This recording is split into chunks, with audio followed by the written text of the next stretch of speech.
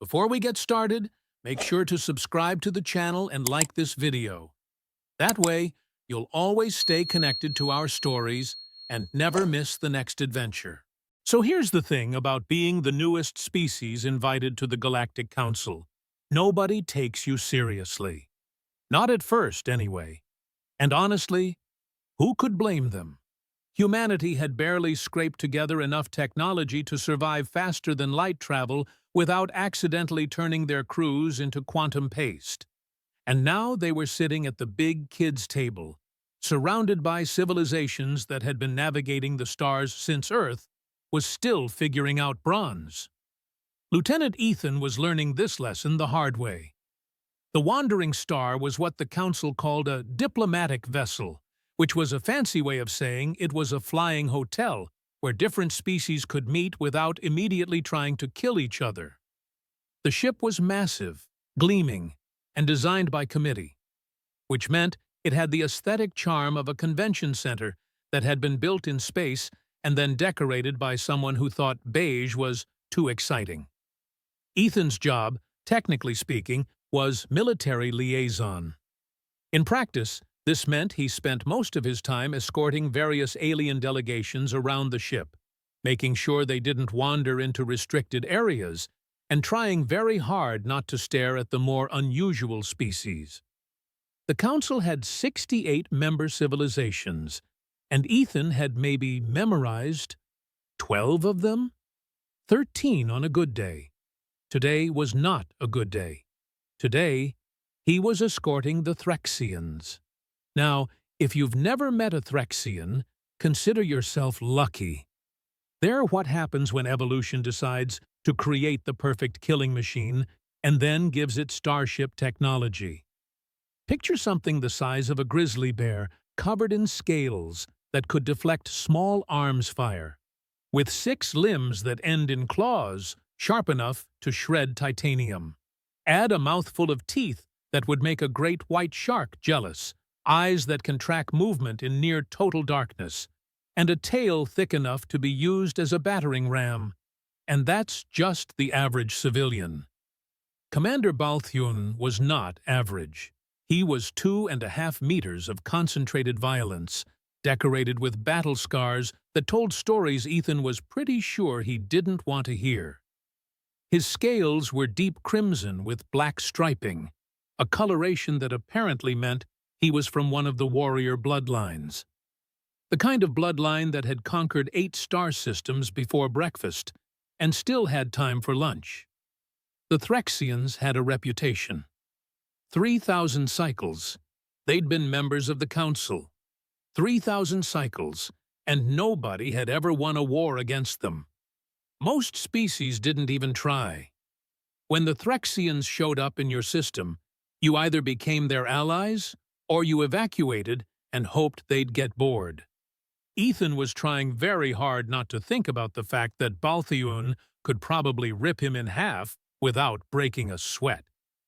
"The council chambers are on the upper decks," Ethan said, gesturing down the corridor with what he hoped was confident professionalism. "Your delegation has been assigned quarters in Section 9, which has been environmentally adjusted to match Threxian preferences. Higher temperature, lower humidity, reinforced furniture." Balthune's massive head swiveled toward him. When the Threxian spoke, his voice was like gravel being ground between tectonic plates. "You are calm, human." Ethan said, which was definitely not in the diplomatic handbook. "Thank you. Most species cannot meet my gaze without fleeing. You do not flee." "Well," Ethan said, searching for something clever to say and coming up empty, "I figure if you wanted to eat me, you'd have done it already." There was a pause. A long pause. The kind of pause where Ethan started mentally composing his last words. Then Balthune made a sound that might have been laughter. It sounded like rocks tumbling down a mountain. "I like this one," he announced to his entourage. "He does not waste time with false respect." The other Threxians, 3 warriors who looked only slightly less terrifying than their commander, made rumbling sounds of agreement. Ethan decided to count this as a win. They were halfway to Section 9 when Unit 93's voice chimed through the ship's intercom. The AI had a pleasant, neutral tone that somehow managed to sound condescending. "Lieutenant Ethan, please report to Cargo Bay 5. There has been an incident." Ethan closed his eyes. "Define incident." "A stowaway has been discovered among the Threxian supply containers. Security is requesting your presence." Balthun's expression shifted. If Ethan had to guess, he'd say it was somewhere between concerned and about to commit violence. "A stowaway? From my ship?" "I'll handle it," Ethan said quickly. "Probably just a mix-up with the cargo manifest." "I will accompany you," Balthun said. It wasn't a request. Cargo Bay 5 was in controlled chaos when they arrived. 3 security officers, 2 of them members of species Ethan didn't recognize, were standing at a very safe distance from a stack of supply containers. One of the containers had been knocked over. Several others had claw marks gouged into their sides. And sitting in the middle of the mess, looking pleased with himself, was a Threxian cub. He was small. Well, small by Threxian standards, which meant he was still roughly the size of a lion cub. His scales were a lighter shade of red than Balthun's, with spots instead of stripes. His claws were sharp, but proportionally smaller. His tail had a little tuft at the end that was currently wagging back and forth like a metronome set to mischief. When he saw Balthun, the cub let out a happy chirping sound and bounded forward. "Nilith," Balthun said, and oh, that was definitely the voice of a parent who had found their child somewhere they were not supposed to be. "Explain." The cub made a series of chirps and clicks. Ethan's translator implant struggled for a moment before spitting out, "Wanted to see the stars. Wanted to be like sire. Wanted adventure." "You were told to remain with your clutch mates," Balthun said. "You were told the diplomatic mission was for warriors only." More chirping. "But I am a warrior." One of the security officers muttered something that Ethan's translator rendered as, "We are so incredibly not paid enough for this." Ethan stepped forward, mostly because someone had to, and everyone else looked like they'd rather be literally anywhere else. "Hey there, little guy. I'm Ethan. You gave everyone quite a scare." Nilith's attention snapped to him. The cub's eyes were huge and curious. He tilted his head to one side, studying Ethan like he was the most interesting thing in the galaxy. Then Nilith opened his mouth and roared. It was, objectively speaking, adorable. It was the roar of a creature that would someday be terrifying, but was currently just learning how his vocal cords worked. It was high-pitched and squeaky, and reminded Ethan of the time his neighbor's husky puppy had tried to howl. It was also, apparently, a challenge. Ethan knew this because Balthun immediately tensed, and the security officers took 3 synchronized steps backward. "Lieutenant," one of them hissed, "do not engage." But here's the thing about Ethan. He'd grown up with dogs. Big dogs. Dogs that liked to play wrestle and make ridiculous noises and generally act like goofballs despite weighing as much as a small human. And this cub, apex predator species or not, was making the exact same face his childhood German shepherd had made when she wanted to play. So Ethan, in a moment of either brilliance or profound stupidity, roared back. He put his whole chest into it. He channeled every lion documentary he'd ever watched, every action movie battle cry, every frustrated yell he'd ever let loose in traffic. He roared like a human who had climbed to the top of the food chain through sheer stubbornness and wasn't about to be outnoised by a space lizard, no matter how cute it was. The cargo bay went silent. Nilith stared at him. His eyes went wide. His mouth fell open. and then the cub flopped over onto his back, belly exposed, tail wagging so hard his entire body wiggled. He made a sound that Ethan's translator couldn't even process, something between a purr and a chirp and a laugh. "Oh," one of the security officers whispered. "Oh no." Balthuan was frozen, completely, utterly frozen. His warriors, who had followed him to the cargo bay, looked like they'd just watched the laws of physics reverse. Ethan looked down at Nilith, who was squirming happily on the floor, still wagging. He said. "Good boy?" The cub chirped and rolled over, pouncing toward Ethan with all the coordination of a creature that had too many limbs and not enough practice using them. He headbutted Ethan's leg, surprisingly gentle despite his size, and looked up with unmistakable adoration. "Lieutenant," Balthuan said slowly, "what have you done?"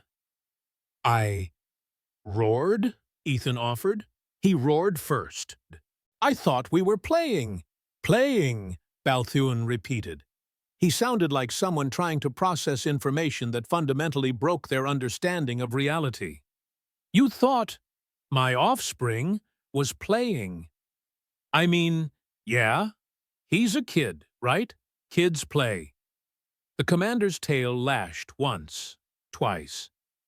"In Threxian culture, young ones issue challenge roars to test dominance. It is how they learn their place in the hierarchy. The appropriate response is for the adult to roar back, establishing superiority." "Okay," Ethan said. "So I established superiority. That's good?" "No species has ever outroared a Threxian," one of the warriors said. His voice was hushed, almost reverent. "Not in 3,000 cycles. Not in recorded history." "But I'm just a human," Ethan protested. "We're not even that loud." Balthuan knelt down, bringing his massive head level with Ethan's. His eyes were intense, searching. "My offspring has submitted to you. Playfully, willingly. He has declared you apex." "Apex?" "Above apex predators." Ethan looked down at Nilith, who had wrapped himself around Ethan's leg and was purring like a broken engine. "I think there's been a misunderstanding. But judging by the expressions on every Threxian face in the cargo bay, there had been no misunderstanding at all, and Ethan had the sneaking suspicion that his day was about to get significantly more complicated. News traveled fast on the Wandering Star. By fast, we mean that approximately 6 minutes after Ethan had committed what was apparently an act of cosmic significance, every species on the ship knew about it. Unit 93, the ship's AI, had helpfully broadcast the cargo bay security footage to the main observation deck, where roughly 200 delegates from 68 civilizations had gathered for evening socializing. The AI claimed it was relevant to interspecies relations and cultural understanding. Ethan suspected it was because even artificial intelligences enjoyed drama. The reaction was mixed. The Threxian delegation had immediately gone into what Balthuan called honor protocols, which apparently involved a lot of standing in formation and making synchronized growling sounds. Ethan wasn't sure if this was celebration or preparation for ritual combat, possibly both. The Aventi, bird-like creatures with iridescent feathers and an unfortunate superiority complex, had gathered in clusters and were chittering among themselves in tones that Ethan's translator marked as deeply skeptical and possibly insulting. The Fangrot, wolf-like hunters who considered themselves the second most dangerous predator species in the Council, had gone completely silent. They stood in a tight pack near the observation windows, staring at Ethan like he'd just announced he could breathe in space. And Nilith? Nilith had decided that Ethan was now his favorite person in the entire universe and refused to be separated from him. The cub followed Ethan everywhere, occasionally pouncing on his feet or trying to climb up his leg. It was adorable. It was also making it very difficult to walk. "This is unprecedented," Ambassador Valera announced, her voice cutting through the murmur of conversation in the observation deck. She was an Aventi, all sharp angles and sharper intelligence, with feathers that shifted from blue to purple depending on her mood. Right now, they were distinctly purple, which Ethan had learned meant annoyed. "Humans have been members of the Council for less than a standard cycle. We know virtually nothing about their culture, their capabilities, their ability to dominate apex predators with a single vocalization," Balthuan interrupted. He had positioned himself next to Ethan like a very large, very armed bodyguard. "That capability is now documented." Valara's feathers ruffled. "Commander, with all due respect, your offspring is a juvenile.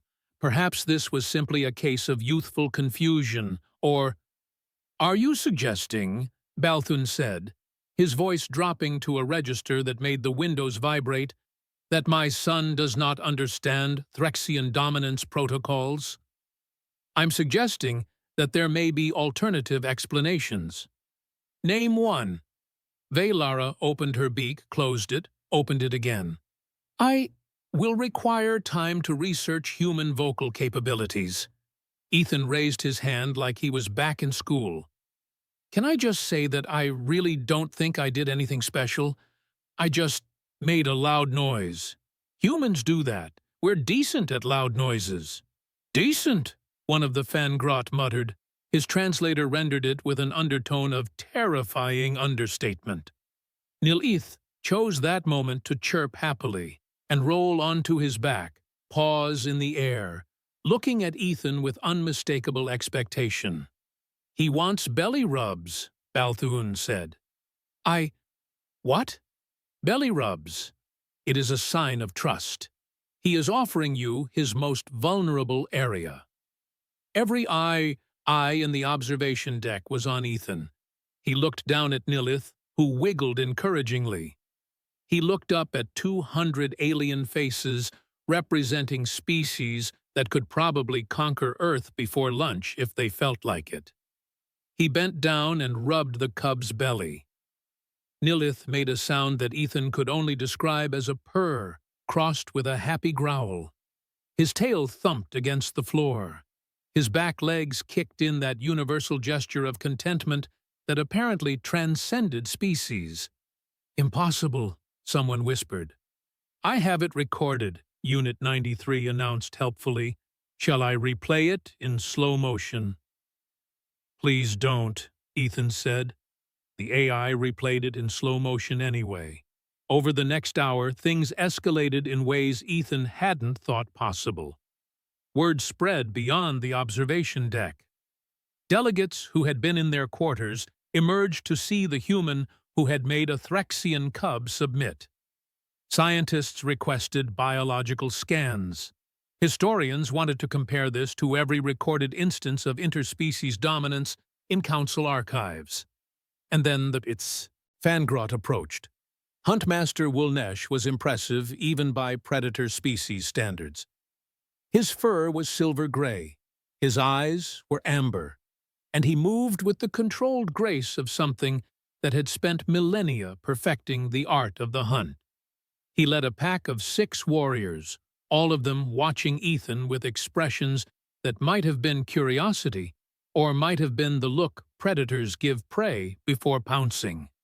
"Human," Wulnesh said. His voice had a growling quality that Ethan felt in his chest. "I would test this capability of yours." Balthuan stepped forward. "Huntmaster, I do not think—" "With respect, Commander, the Fangrot have hunted across 100 worlds. We do not submit easily.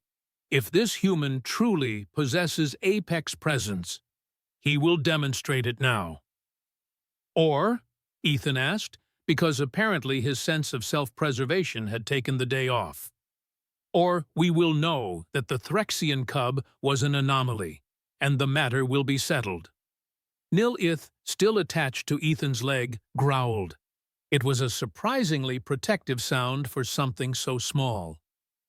"Fine," Ethan said, because the alternative was looking scared in front of an audience of interstellar dignitaries, and his pride wouldn't allow that. "What do you want me to do?" "A dominance display," Wulnesh said. "Among my people it is simple. Meet my gaze. Hold it. The first to look away submits." "That's it? A staring contest? Do not be fooled, human. My species has perfected the predator's stare over countless generations. We have broken the will of prey animals with a glance. Lesser species have fled entire planets rather than face our hunting packs." Ethan looked at Balthuon, who gave a tiny shake of his head that clearly meant, "This is a bad idea." He looked at Veolara, who was watching with her feathers fluffed in anticipation. He looked at the crowd of delegates, all of them waiting to see if the human could possibly repeat his earlier miracle. "All right," Ethan said. "Let's do this." Wulnesh stepped forward. He was taller than Ethan by at least a foot, broader by probably 80 pounds of muscle. His amber eyes locked onto Ethan's, and there was something in that gaze, something primal and ancient, the look of a creature that had spent evolutionary epochs at the top of the food chain. Ethan stared back. He thought about persistence hunting, about how his ancestors had tracked prey for days across African plains. He thought about humans who had climbed Everest because it was there, who had sailed across oceans in wooden boats, who had looked at the moon and decided to visit it. He thought about the sheer, stubborn refusal to quit that had carried humanity from caves to starships. And he didn't blink. Wulnesh's ears twitched. His tail went still. Something flickered in his eyes, surprise maybe, or recognition. The observation deck was silent. Ethan kept staring, not aggressively, not threateningly, just steady, unbreakable.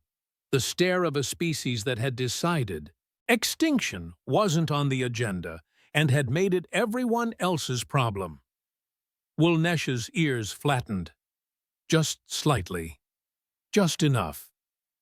"Huntmaster," one of his pack members said quietly, urgently. And then Ethan's patience ran out. Not in an angry way, in a tired, exasperated, "I have had an extremely weird day and I just want to go to bed" way. He broke eye contact, threw his hands up, and said, "Can everyone just calm down?"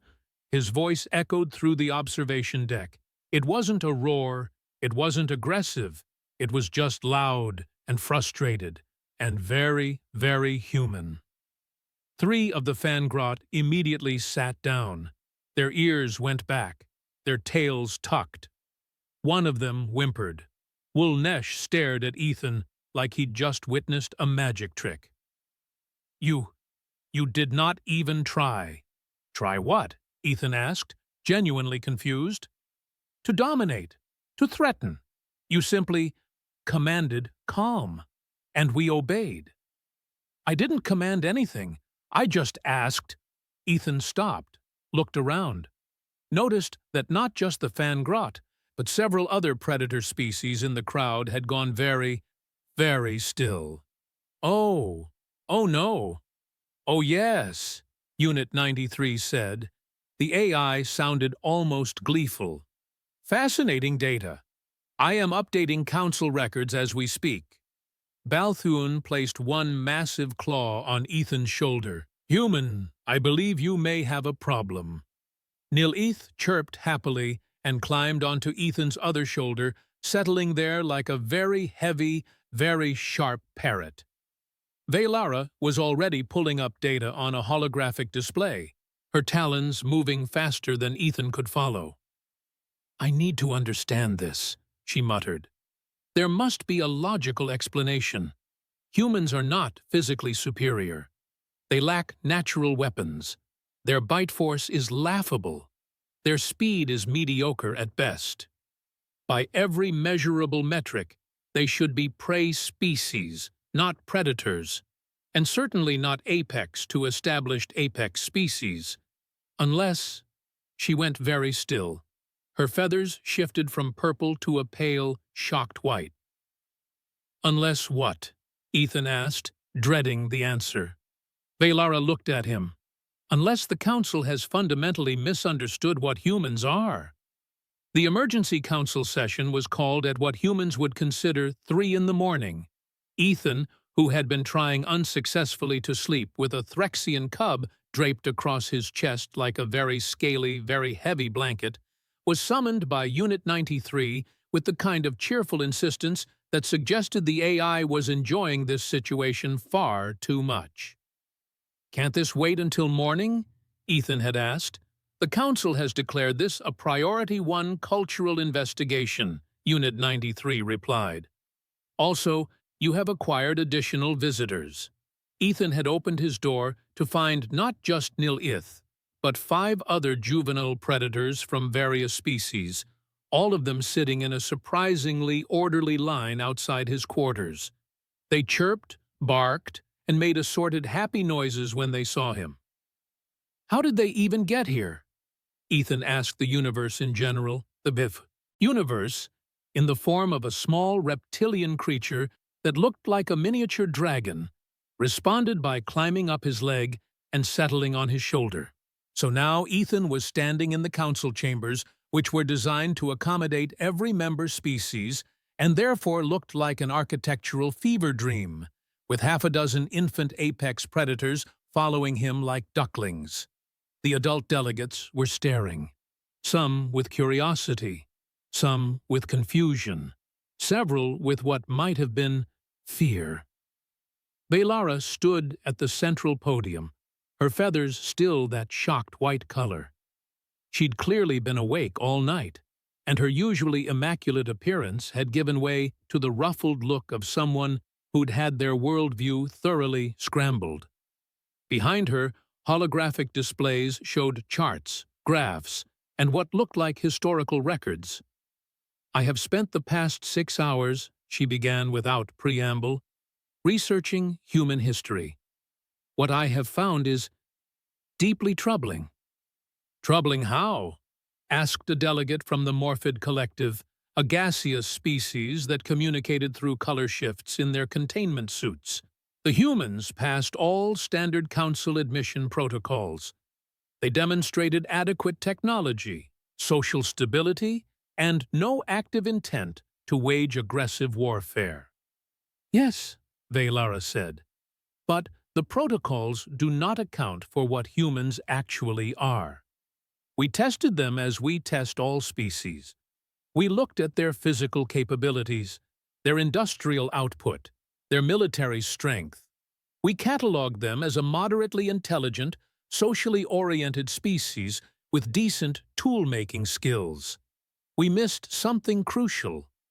She gestured, and the displays shifted to show images of Earth. Forests, plains, oceans, then animals, large animals.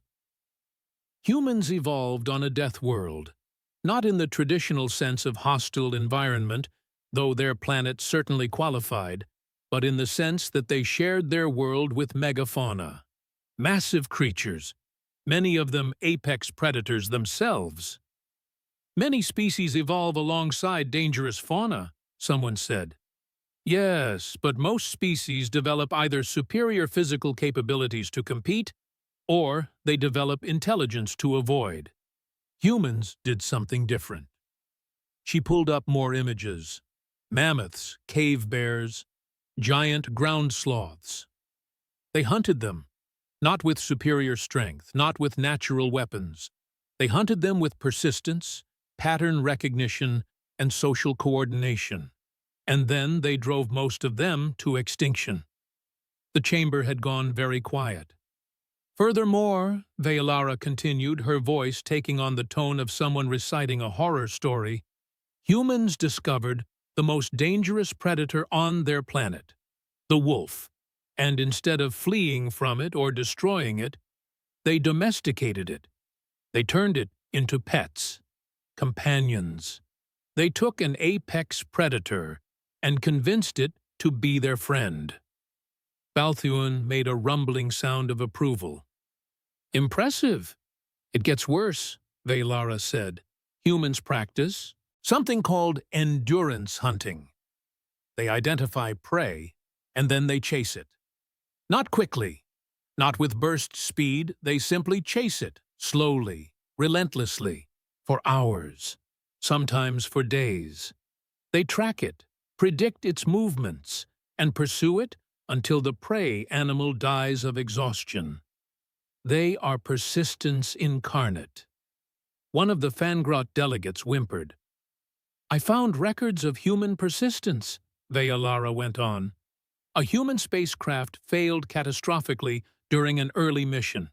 The crew was told they would die. They were given the option to surrender peacefully. Instead, they improvised repairs using materials never intended for that purpose, created solutions to problems no one had ever solved, and brought themselves home alive. They called it a successful failure. That is just problem-solving, someone protested. Many species are capable of— They went back to space, Velara interrupted. After the disaster, after losing crew members, after nearly dying in the void. They went back because, and I quote from their records, giving up is not in our nature.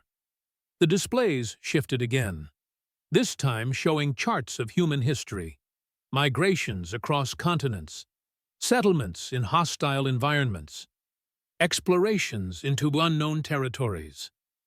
Humans settled every environment on their planet, deserts where temperatures would kill most species, frozen wastelands where water becomes solid, mountain ranges where oxygen is scarce. They did not adapt biologically to these environments, they simply decided to live there anyway, and made it work. Ambassador, Balthuan said slowly, what are you suggesting? Velara's feathers shifted through several colors before settling on something between gray and blue. Uncertainty mixed with dawning comprehension. I am suggesting that we misclassified humans. They are not prey species. They are not even predators in the traditional sense. They are something far more dangerous. They are apex tamers. Tamers? Creatures that survive not through superior strength, but through superior will. They do not dominate through physical force. They dominate through psychological presence and unbreakable persistence. They pattern recognize, they adapt, they refuse to quit, and they convince other predators to join them. Look at the evidence before us. A human made Athrexian cub submit not through aggression, but through confidence. He made Fangrot warriors sit not through threat, but through expectation. She gestured at Ethan, who was currently standing very still and trying not to draw attention to himself. This was difficult, because Nil-Ith kept nuzzling his hand, and the small dragon thing was purring loudly enough to be heard across the chamber. Predator species recognize him instinctively, Velara said. Not as prey, not as a threat, but as something they want to please watch. She pulled up the security footage from the cargo bay again. Ethan watched himself roar, watched Nil-Ith flop over in submission. But this time, Velara had added analysis overlays, heart rates, neural activity, hormonal responses. The cub's fear response never activated, she explained. Neither did his aggression. Instead, his bonding and trust responses went off the scale. The human's roar did not threaten. It communicated absolute confidence, and the cub instinctively recognized that confidence as alpha behavior. But I am not alpha, Ethan protested. I am just a guy who wanted the little dude to chill out. Exactly, Velara said. You did not try to dominate. You simply expected calm. And predator instincts, honed over millions of evolutionary cycles, Recognize that expectation as something to follow, because creatures that can expect calm in the face of danger, that can remain unshaken, that can persist through any challenge, those are the creatures that survive. And survival instincts tell predators to align with survivors. The chamber erupted in discussion. Species were arguing, analyzing, debating.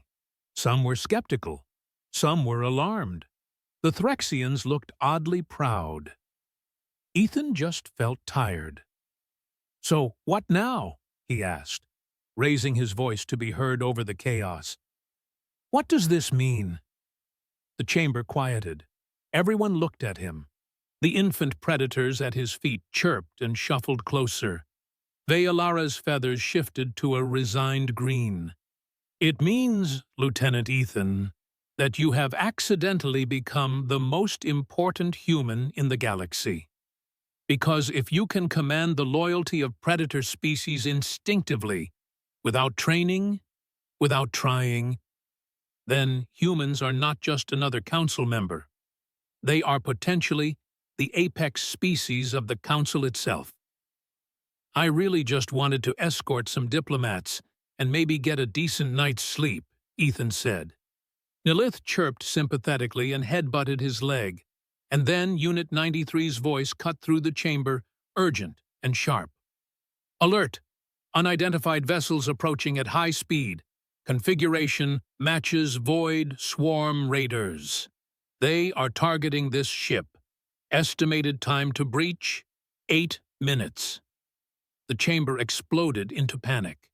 Ethan looked down at the collection of baby predators clustered around him, all of them looking up at him with wide, trusting eyes. "Oh," he said quietly, "this is very bad." The Void Swarm had a simple business model: find diplomatic vessels, board them, take hostages, demand ransom. They were good at it too.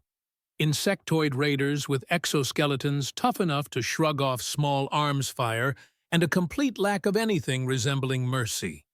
They'd hit 18 council ships in the past 2 cycles, and every time the council had paid up rather than risk delegate lives.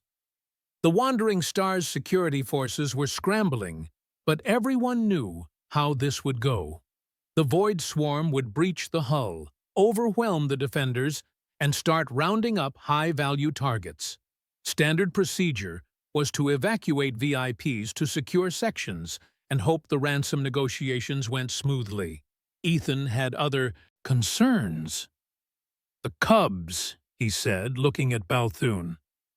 "Where were you keeping them before they all decided I was their new best friend?" "Cargo Bay 5, the commander replied. His claws were already extended. His body language shifted into combat readiness. It was converted into a temporary nursery, reinforced walls, environmental controls, safe. "They're heading straight for it," Unit 93 announced. "Tactical analysis suggests the Void Swarm will prioritize that location. Offspring of Council species make excellent hostages." Of course they were, because this day couldn't get any weirder without actual violence being added to the mix. "Security is being routed to protect Council delegates," Veillara said, her feathers rippling with agitation. "The cubs are secondary priority." "Like hell they are," Ethan said. Balthune's head snapped toward him. "Human, you cannot—" "I am not letting a bunch of space pirates kidnap children," Ethan interrupted. "I don't care what species they are." The infant predators around him chirped and barked in agreement, though they probably didn't understand the situation. They just knew Ethan sounded serious, and that meant something important was happening. "Lieutenant Ethan," Unit 93 said, "I feel obligated to inform you that you have no combat training, no weapons, and no reasonable chance of success against Void Swarm Raiders." "Noted," Ethan said. "Where's the fastest route to Cargo Bay 5? The AI paused. When it spoke again, there was something in its synthesized voice that might have been respect. Service Corridor 18B. It will put you ahead of the raiders. I am unlocking all doors along your route. Balthuan moved to follow, but Ethan held up a hand. Your delegates need protecting. I've got this. You have 6 juvenile predators and no weapons. Then I guess I'd better not mess this up. Before anyone could argue further, Ethan took off running. The cubs followed, because of course they did. They thought this was a game, a fun adventure with their new favorite human. Ethan really hoped they were right. The service corridors were narrow, dimly lit, and clearly not designed for someone being pursued by or leading a small pack of infant apex predators. Ethan ran, his boots clanging on metal grating, his breath coming hard. Behind him, he could hear claws scrabbling, wings flapping, excited chirps and barks. "Enjoying this, are we?" he muttered. Nil-Ith chirped enthusiastically. They reached Cargo Bay 5 3 minutes before the raiders. Ethan could hear the cutting torches already, the shriek of metal being breached. He ushered the cubs into the bay, which had indeed been converted into a nursery. Soft bedding, toys, climate controls. It would have been peaceful if not for the imminent invasion. The breach came from the far wall, the metal peeled away like foil, and insectoid shapes poured through. Void swarm raiders were not pleasant to look at. Imagine if a praying mantis and a cockroach had a baby, gave it powered armor, and taught it to hate everything. They moved with skittering quickness, their mandibles clicking in what might have been communication or might have been hunger. There were at least 20 of them. Ethan positioned himself between the raiders and the cubs. He had no weapon, no armor, no plan beyond "don't let them pass." The lead raider noticed him and made a sound that Ethan's translator interpreted as laughter. It skittered forward, raising a wicked-looking blade arm. "Soft species," it clicked. "Pray, move or die." Ethan didn't move. The raider came closer. Its compound eyes studied him with insectoid curiosity. Brave for prey. Stupid, but brave. Last chance. Ethan met its gaze. He thought about Velara's research, about persistence hunting, about humans who looked at impossible situations and decided impossible was just a word, about his ancestors who had stared down cave bears and mammoths and decided they were on the menu. He didn't roar. He didn't shout. He didn't make any aggressive moves.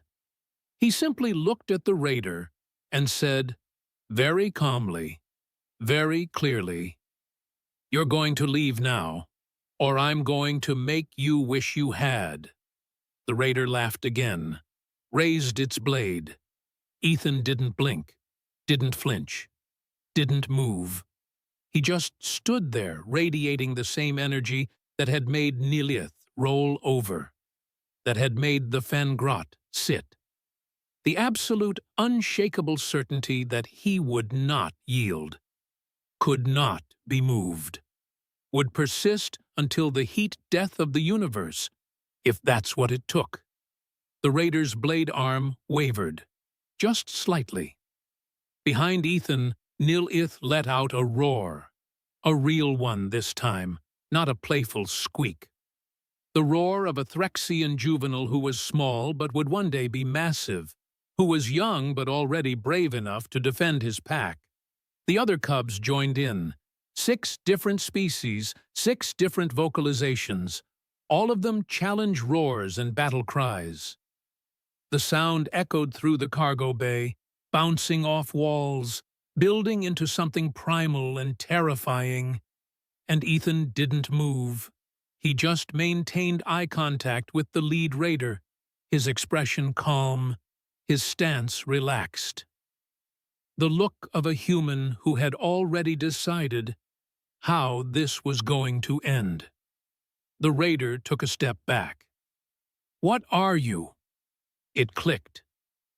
"I'm the guy who takes care of these kids," Ethan said. "And you're in their space."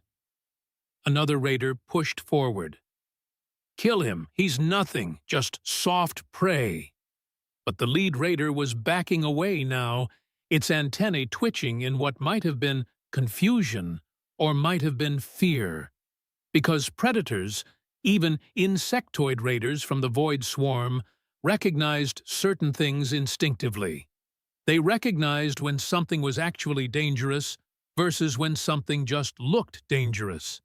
And this human, this soft, weaponless, small human, was radiating danger on a frequency the raider's evolutionary instincts understood perfectly. He was a protector, and protectors didn't stop, didn't quit, would tear through any obstacle with whatever tools they had available. The most dangerous creature wasn't the one with the biggest teeth. It was the one that refused to stop fighting. The cubs roared again, emboldened by Ethan's presence. They formed a line beside him, still young, still small, but already learning the most important lesson. Courage was contagious. "This is not worth it," the lead raider clicked. "Abort. Find different prey." "But the hostages," I said, "abort." The raiders retreated, actually retreated, backing through the breach they'd created, mandibles clicking in agitation. Within 30 seconds, they were gone, the sound of their skittering fading into the distance. Ethan stood there for a long moment, adrenaline still pumping, not quite believing what had just happened. Then his legs went wobbly, and he sat down hard on the cargo bay floor. Nil-Ith immediately pounced on him, purring and chirping and headbutting his chest. The other cubs piled on, a mass of scales, fur, feathers, and pure joy. They thought they'd won a game. In a way, they had. "Unit 93, Ethan said weakly. "Please tell me you recorded that." "Every second," the AI replied.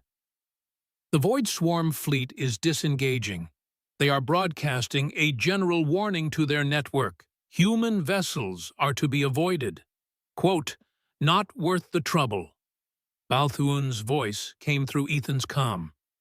"Human status report." "Everyone's fine," Ethan said. "The raiders left." There was a pause. "They left."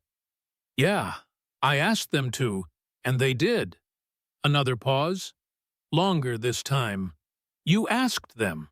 "Well, I might have been more firm than ask, but yeah. I am coming to your location. Do not move."